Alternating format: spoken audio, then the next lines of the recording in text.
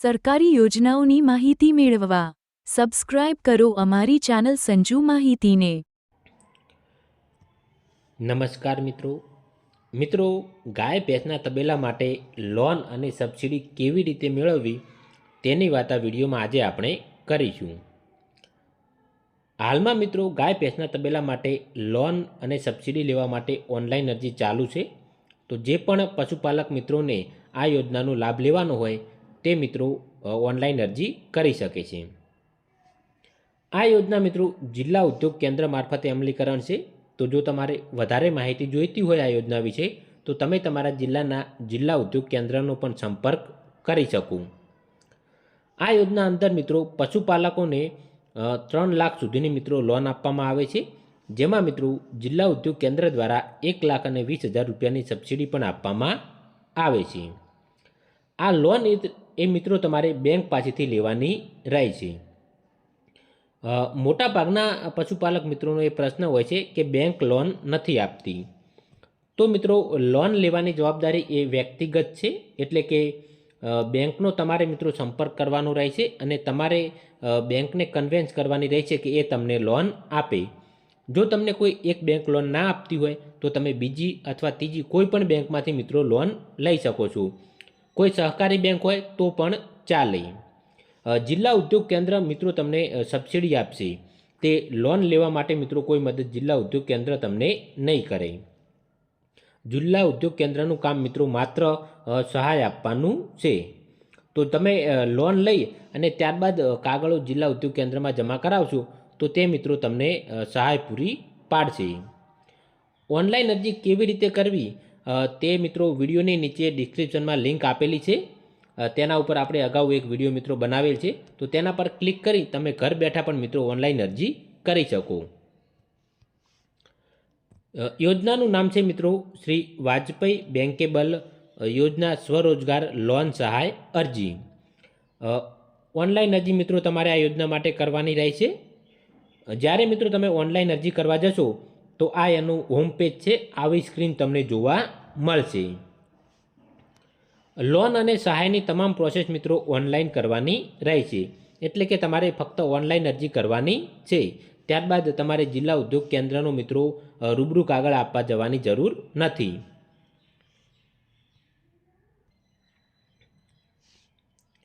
Loan અને સબસિડીની વાત કરીએ તો જો મિત્રો તમારે 1 લાખની લોન જોઈતી હોય તો પુરુષ અરજદાર હોય તો મિત્રો 30% સબસિડી મળશે, જ્યારે મહિલા અરજદાર હોય તો 40% સબસિડી મળશે।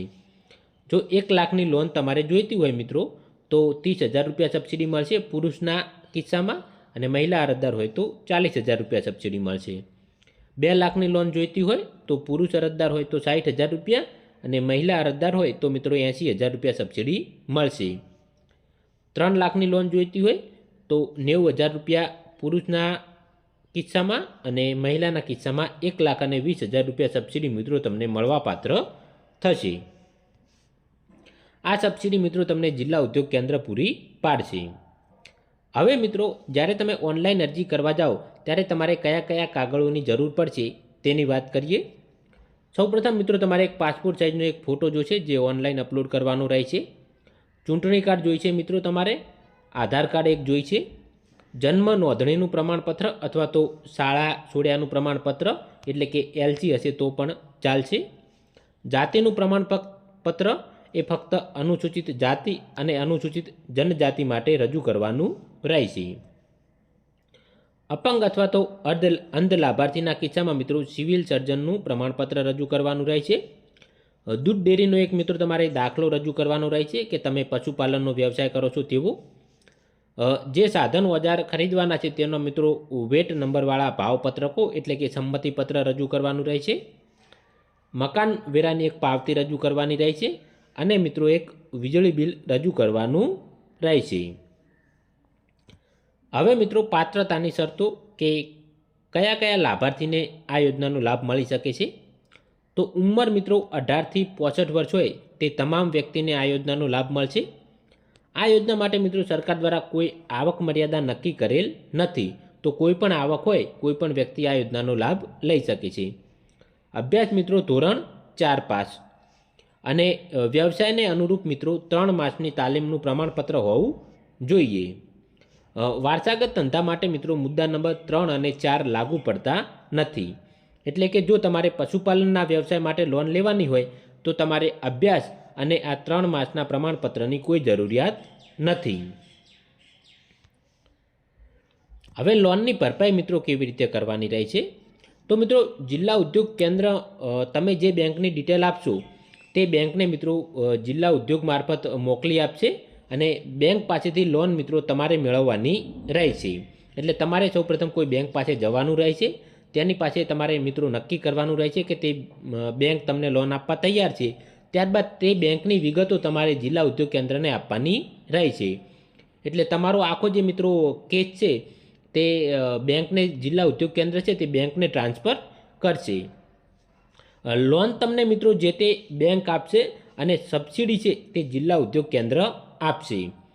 લોનની ભરપાઈ 5 વર્ષ અથવા તો બેંક જે પ્રમાણે જણાવે તે રીતે મિત્રો તમારે કરવાની રહેશે. તેમાં મિત્રો જિલ્લા ઉદ્યોગ કેન્દ્રને કંઈ લેવા દેવા હોતું નથી. તો ભરપાઈ મિત્રો તમારે બેંક જે રીતે જણાવે તે રીતે કરવાની રહેશે. વધુ માહિતી માટે તમે મિત્રો તમારા જિલ્લાના જિલ્લા ઉદ્યોગ કેન્દ્રનો સંપર્ક કરી શકો છો. સરકારી યોજનાઓની માહિતી મેળવવા સબસ્ક્રાઇબ કરો અમારી ચેનલ સંજુ માહિતીને.